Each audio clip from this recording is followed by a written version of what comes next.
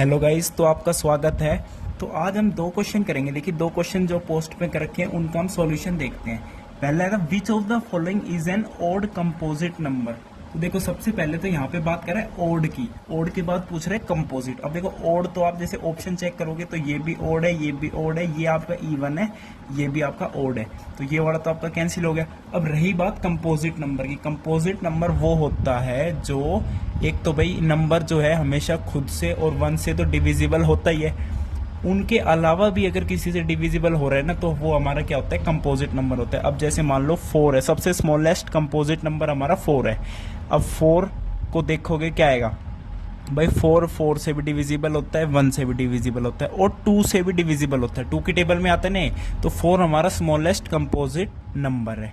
ठीक है भाई। अब देखो, जो खुद से और सिर्फ 1 से हो वो तो प्राइम नंबर हो जाएगा, और जो एक से और हो जाएगा ना डिविजिबल या उसका मल्टीपल होगा तो उसे कंपोजिट नंबर कह देंगे। अब देखो 13 है, 13 तो एक प्राइम नंबर है, आपको पता है, क्योंकि ये सिर्फ 13 और 1 से डिविजिबल होता है। इसकी प्राइम फैक्टराइजेशन यही है, 1 इंटू 13। सेम केस 17 का है, ये भी प्राइम नंबर है, ये हमारा इवन नंबर है, वैसे ये कंपोजिट नंबर है ये भी। तो 15 हमारा क्या है, ओड कंपोजिट नंबर, जो 3 से भी डिविजिबल होता है, 5 से भी डिविजिबल होता है, 1 से भी डिविजिबल होता है और 15 से खुद तो होता ही है भाई।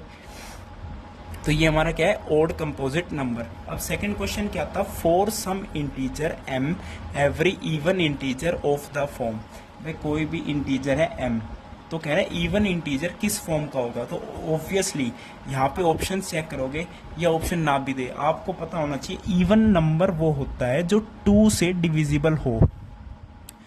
भाई इवन नंबर स्मॉलेस्ट क्या है, 2, 4, 6 up to so on, up to infinite.